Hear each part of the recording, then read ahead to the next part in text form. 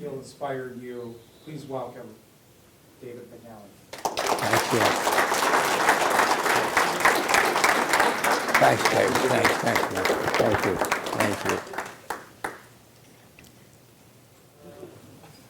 The mother eagle was gently coaxing her offspring towards the end of the nest.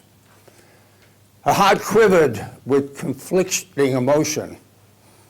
Why does the thrill of soaring have to begin with the fear of falling, she thought. It was an ageless question, and it was still unanswered for her. As in the tradition of the species, her nest was located on the shelf of a sheer rock face, and below there was nothing but air to support the wings of each child. What if this time it doesn't work, she thought. Well, despite those fears, the eagle knew it was time. Her parental mission was all but complete. There remained one final task, the push. So the eagle drew courage from an innate wisdom. She knew until her children discovered their wings, there was no purpose for their lives. Until they learned how to soar, they would not understand the privilege it was to have been born an eagle. The push was the greatest gift she had to offer. So one by one, she pushed them. And one by one, they flew. Have any of you pushed any eagles out of the nest? Not yet. Not yet? A couple more years. A couple more years? Yeah. Have any of you pushed them out of the nest and they're done or coming back? That's what I hear. Right. I understand that. Well, when we push our eagles out of the nest and we launch them, the one thing that we hope for them more than anything else is that they will make their own mark on the world. That's what we want. We want you to make a mark on the world, to use your gifts and talents in the best way that you can and have a joyful and successful life. As Dave said in his wonderful comments, even though we're optimistic, as the other Dave and I have experienced, life can be tough when you lose someone that you love dearly. And someone said, well, when are you going to move forward? And not when are you going to move on? And I said, never. I loved her. I will never move on from that, but I can move forward.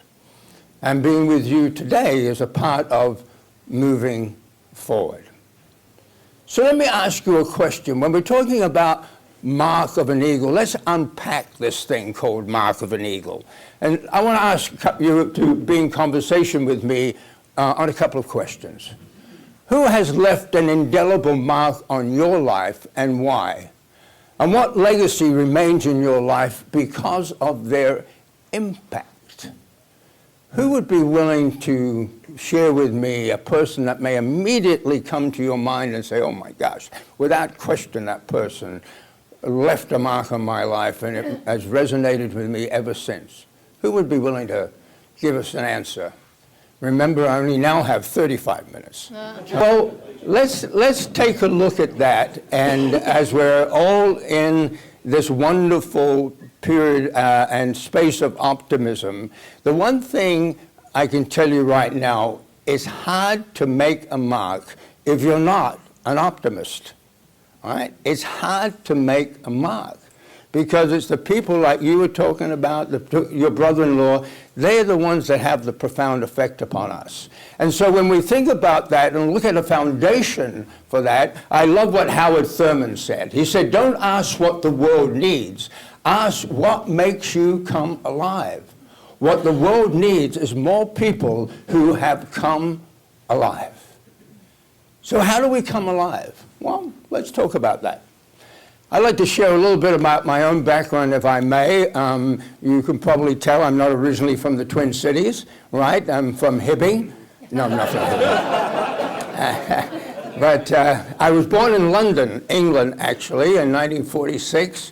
A year after the war finished, my parents were both in the war. My mother was a flight mechanic on Spitfires, and my father was in the Merchant Marines. But the area in which I grew up was heavily bombed, and so my playground as a child was the bombed out buildings in London. And ironically, we all played cowboys and Indians. Can you believe that?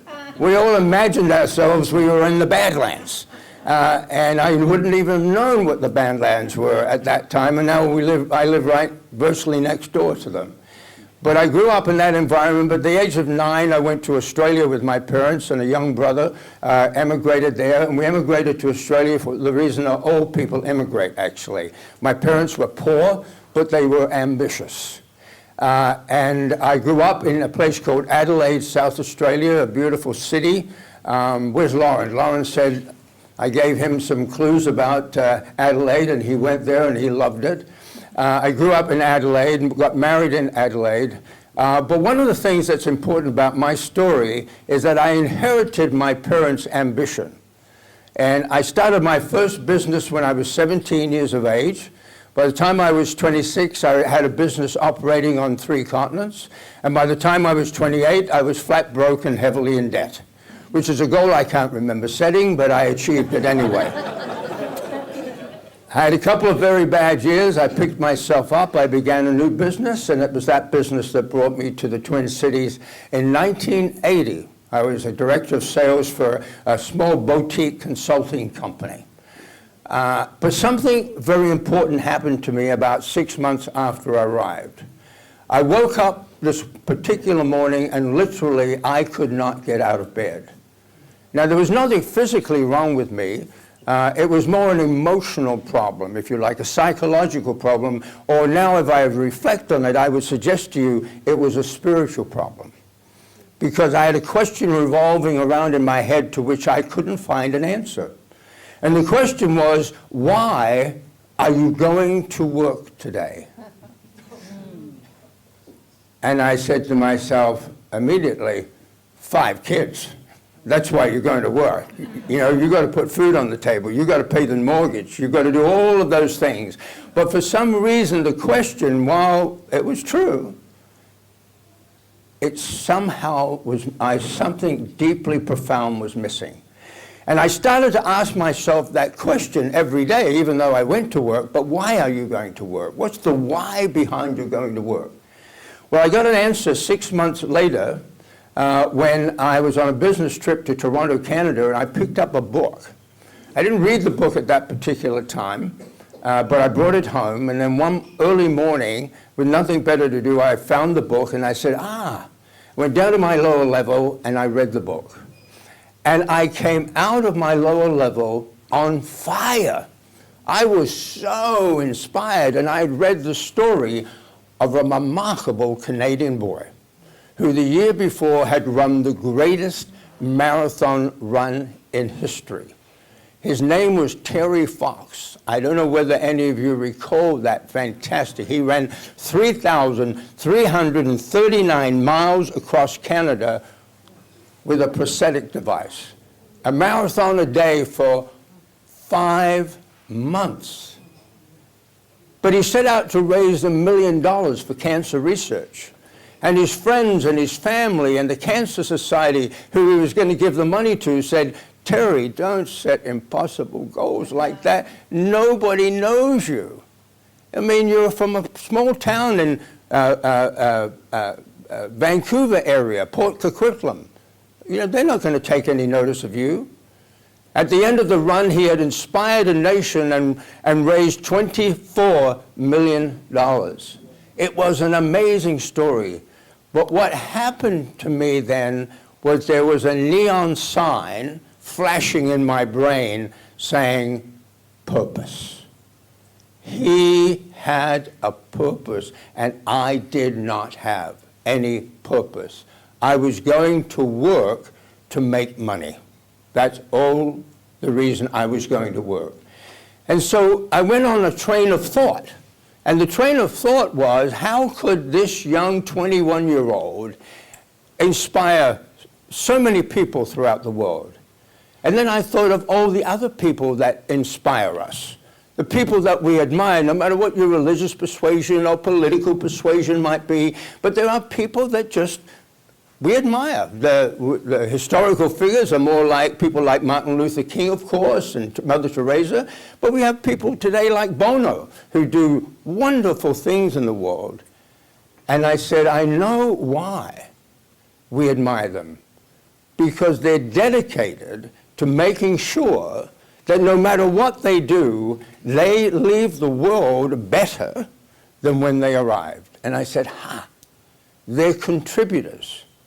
So I connected the word purpose to contribution. And I started to realize that all of us benefit from people who contribute to our lives. If you look at the people you love, if you look at the people who are your best friends, they contribute value to your lives. If you're in business, you stop contributing value to your customers, you're going to go out of business, right? People think that the purpose of a business is to make money. You can't make money. It's illegal, right? It's completely illegal to make money, but you can earn money.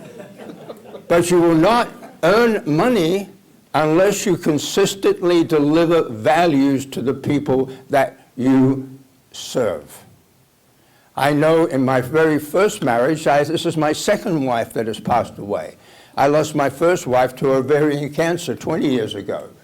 But there was a funny incident that happened between the two of us at that time when someone came up to me after, because we went through a little bit of a difficult time, and they said, how are things now between you and Joe? My first wife's name was Josephine.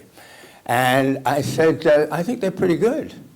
He said, well, how do you know that? I said, well, you're a good friend. I wouldn't tell too many people about this, but I overheard the other day she was calling me a model husband. He said, well, why are you so happy about that? I said, come on, model husband, does it get any better? He said, I'd check it out if I was you. I said, what do you mean? He said, go to the dictionary, see how it defines model. I did. It said model, small replica of the real thing. That's something that will keep you humble. So, where do we stand in all of this? Well, we stand with looking at the first quality, of course, and that quality is purpose. Do we wake up with a sense of purpose? I want to show you something right now. Oh, I hope we can. We have a little bit of a technical problem, so I'm hoping this is going to work. The reason that it's so beautiful to have a sense of purpose and contribute is what happens inside of you. We live life, think about it, on a feeling level. We want to feel good as much as we possibly can. Here's a beautiful message about that.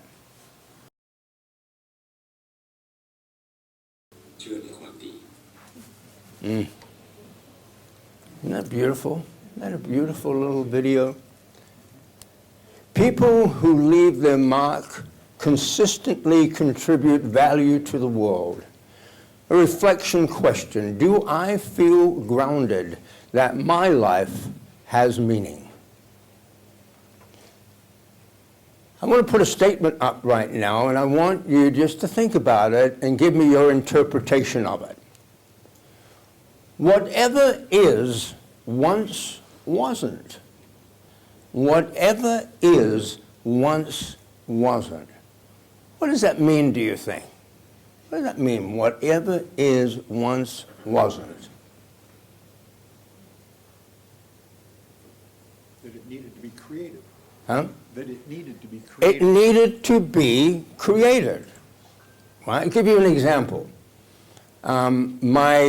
I have 3 grandsons. My oldest grandson, when he was 13, came to see me one day, and his father wasn't in his life, so I played a rather paternal role. And he came to me because he had a problem with his mother, my daughter. And he said, Granddad, I got to talk to you. I got a problem with Mom. Well, now I'm in a dilemma. Grandson, daughter. And I said, Evan, I said, what's going on? And he said, well, he said, Granddad, Mom won't let me have a cell phone. He said, what do you think? So I'm saying to myself, I'm not going to get in trouble with my daughter. So I said, Evan, I think you are a little young to have a cell phone. And you know what he said to me? Well, how old were you when you got your first cell phone? I said 50. He had no concept that cell phones at one time never existed. So that's right, Dave. That's exactly what is.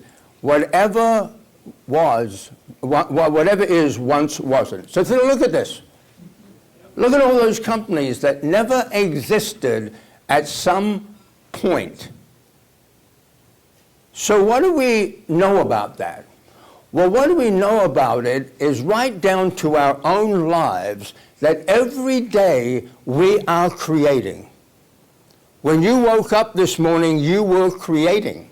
If you woke up with a loved one or you woke up with a friend, whatever it is, all of your initial interactions were creating the day, the relationship, all that was going to go on. When you walk into the office, a friend of mine said she walks into her office and she said she can walk through the office and she looks at people and she says, you make my life easy, you make my life difficult. That's what she said, and that's what she knew. So we are creating consciously. So if you're going to make a mark on the wall, you say, well, what do I want to create? What do I want to create? Because at 77 years of age, I can look back on my life, and where is my richness, where is my wealth? In my experiences, right? In my experiences. That's what. So I look at creating today experiences, and I've got nothing. I have a nice home, a nice car, I have all of that. That's not an issue. But it's what do you want to create? And we were just talking about why don't you say? What did you say to us, Karen, at the table? You said what you're committed to what? To living my best life ever. To committing to living your best life ever. I have a new book coming out next year, and it's called If You're Alive, Your Mission on Earth Isn't Finished. So let's have a look at this creation process.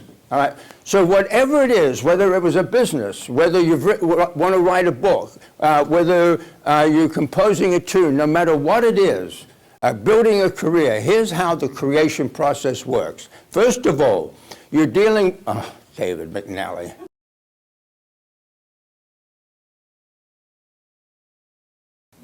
So my wife said, David, you're all thumbs. All right. I am actually using my thumb. I never thought about that. All right? Probably the wrong thumb.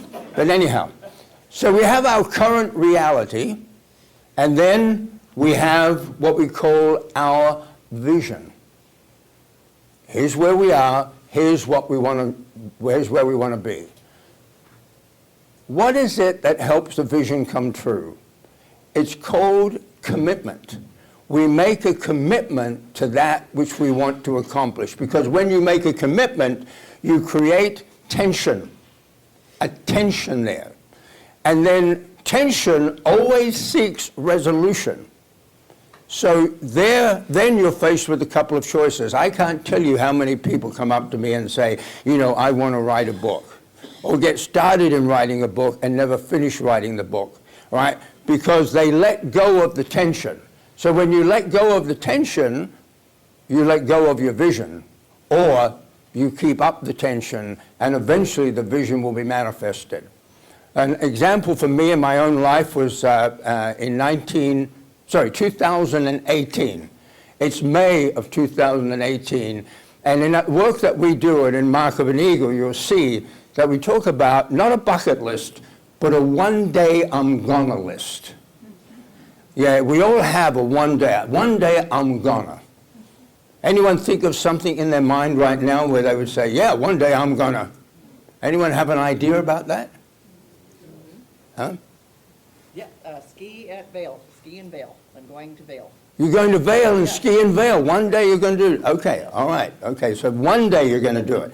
Now, I know you've got 2 kids at home still, all right? They're coming with me. Oh, well, I love it. Okay, I love it. Well, whatever it is, people say to me, one day I'm going to go to Australia, like Lauren did. And I said, well, why don't you go now? Well, David, do you know how far it is? I say, yeah, I do, as a matter of fact. Well, the thing that was on the top of my list in 2018 in May was the fact that I was going to turn 72 in the August.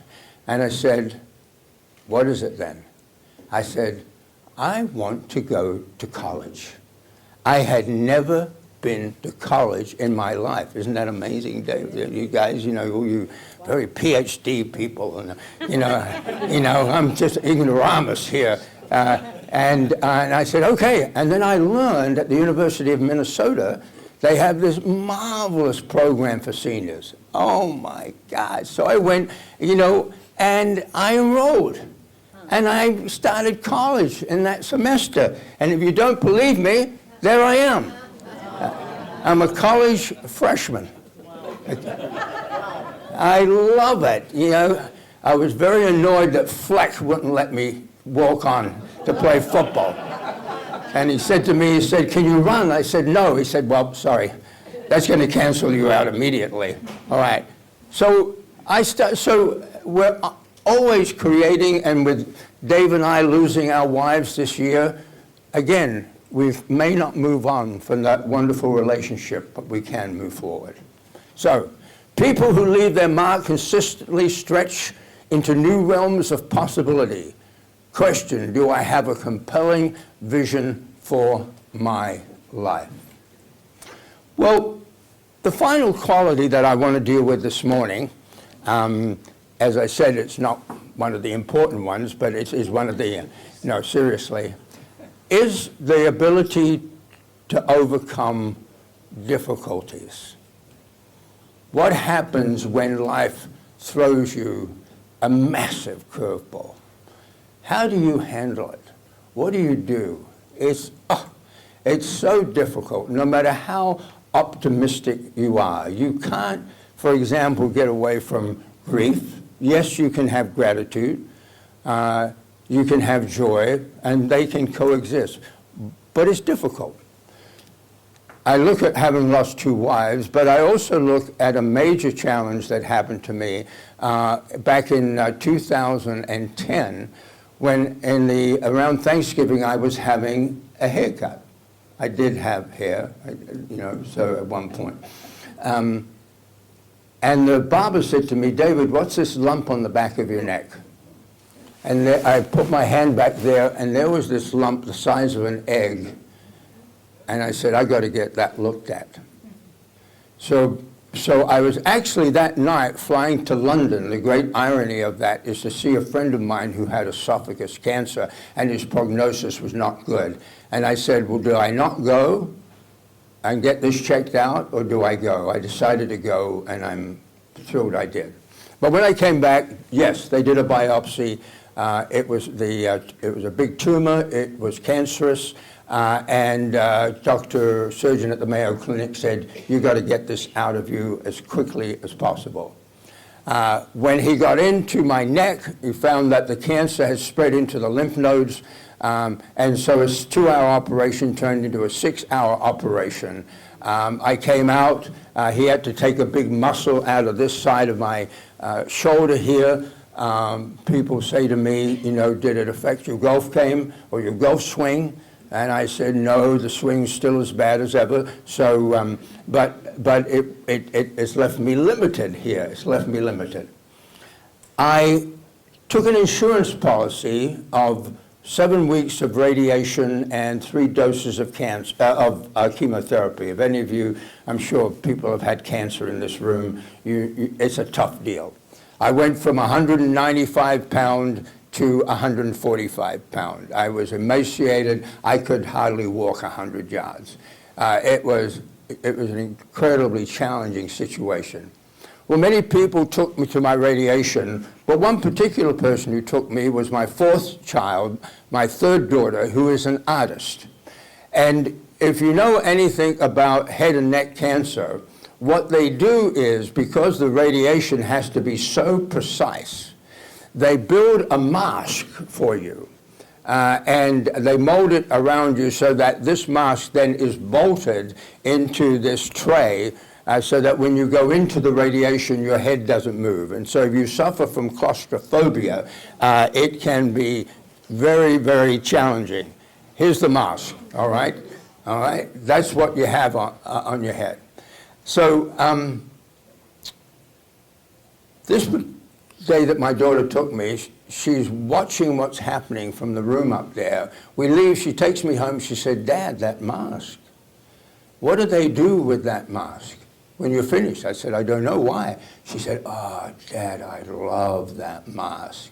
I went, "You want the mask?" She said, "Dad, I love it." You know, well, if you've got anyone who's artistic around you, you know they think very differently to those of us. So I said, okay, so we got her the mask. I gave her the mask when it was all over, and I said, "Jessie," I said, "here's the mask, but I want to tell you, darling, I never want to see this thing again." So fast forward, 6 months later, I'm rebuilding things. I'm getting a little bit stronger. I'm still very light and that, but I'm well enough to be able to get out and do a bit of work. But there's the St. Paul Art Crawl in the fall of 2011, and Jessie's exhibiting. So I say to myself, okay, I'm going to go with my wife wasn't my wife at that time, it was my partner, Cheryl. But we went over to the crawl, and she had, she was in one of these lofts with some other artists. And as I walked into the room, I looked at the wall, and it was kind of like from here to that door, and I saw something on the wall, and I absolutely knew what it was. I said, "This is the mask." I had this visceral reaction. But when I got to the mask, here's what had happened to that mask. This is what this artist's daughter had done to it. She had transformed. Thank you. I will tell Jessie that you applauded that. That's beautiful. She had obviously transformed it into a magnificent eagle. But here's what was very special about it for me. Next to the mask was this statement: "I believe that we all have totems that guide us through our lives. For my father, it is the eagle. It is a symbol of his spirit, vision, and strength. I have made this work from my father's radiation mask. This mask represents his enormous spirit, his vision of a healthy and cancer-free life, and his unfaltering strength." What I want to say to you is that at that moment, I did not have a vision for my life. I did not have unfaltering strength. I was still recovering. But my daughter's vision for me helped me find new purpose and a vision for my life. So, the lesson: people who leave their meet life's challenges with courage and determination. Question: do I take the necessary risks to live the life I imagine for myself? So if we are to sum up this all up, it's in this statement: the goal of life isn't to live forever. The goal is to create something that will. A pleasure to be with you. Merry Christmas and a prosperous New Year.